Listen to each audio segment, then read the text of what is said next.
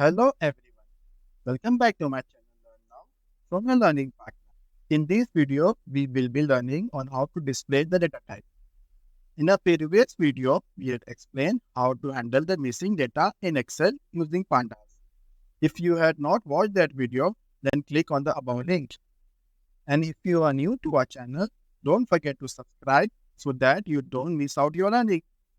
One of the most important aspects of data analysis is understanding the data type of the variable you are working with.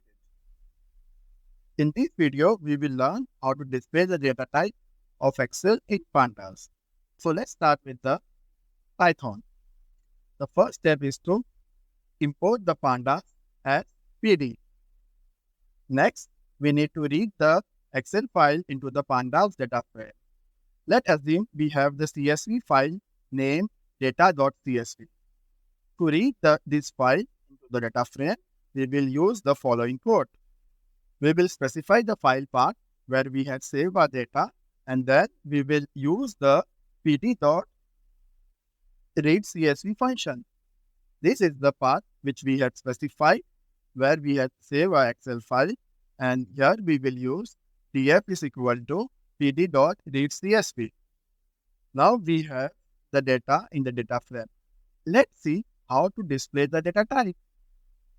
To display the data type, we will use print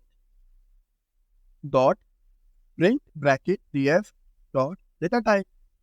This will print the data type of all the columns in the data frame. To run this code, we will go over here and we will click run. We can see our code has been run and the printed data type is below over here. For example, if we have the column name age in the data, which is integer value, the data type of this column will be integer. Similarly, if you have a column name and it is the object.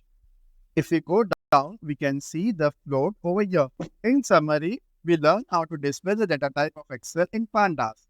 In the next video, we will learn how to use the Boolean indexing in Pandas.